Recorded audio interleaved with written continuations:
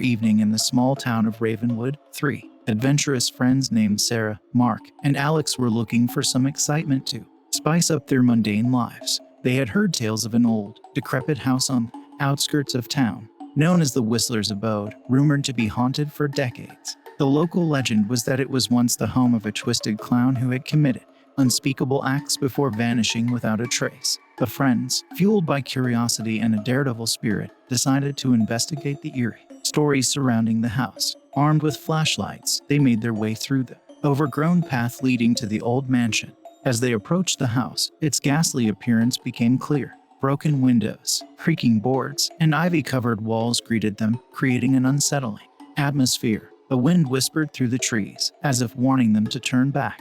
Undeterred, Sarah, Mark, and Alex cautiously entered the house, their flashlights piercing the darkness. They explored room after room, each filled with relics of a bygone era. As they ventured deeper into the house, the air grew colder and strange noises echoed through the corridors. Suddenly, a haunting, high-pitched laughter filled the air, sending shivers down their spines. The friends exchanged nervous glances, their hearts pounding in their chests. They followed the chilling laughter to a pitched black room at the end of a narrow hallway. As their flashlights swept the room, a grotesque clown stood holding a huge sledgehammer in his hand, its face hidden behind grotesque makeup. The clown's laughter grew louder and more sinister, echoing through the room. Its painted smile seemed to mock them as its lifeless eyes stared into their souls. Panic set in as they watched the killer clown sprang towards them and began chasing them through the dilapidated house. With trembling hands, the friends rushed towards the exit, but the doors slammed shut, trapping them inside with the malevolent clown.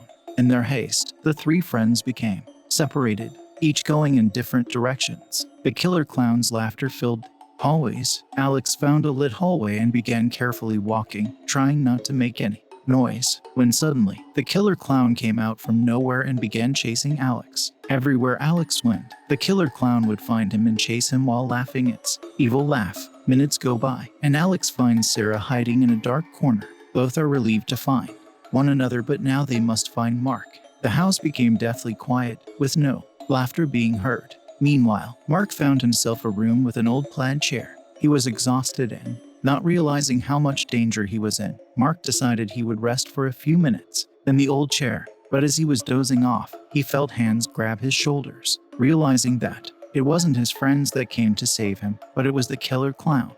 The killer clown spun Mark around and began laughing his evil laugh right into Mark's face. Mark jumps up and is able to escape, running for his life, with the killer clown close behind him. Alex and Sarah hear the evil laugh coming from another part of the house and decide that they have to find Mark and leave before it's too late. They began swiftly walking down a long, dark hallway, whispering for Mark to come out from hiding. Alex and Sarah come to the end of the hallway and see a red pulsating light.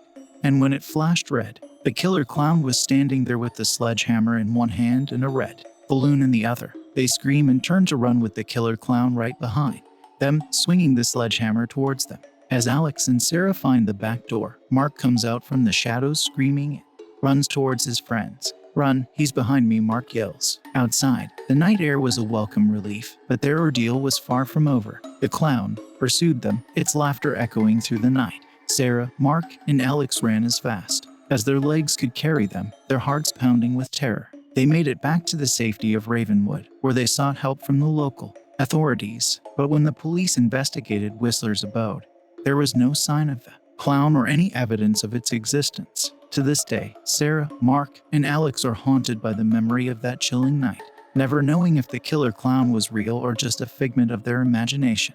One thing was certain: they had experienced something beyond the realm of the ordinary, something they would never forget, and something that would forever keep them on edge during the dark, silent nights of Ravenwood.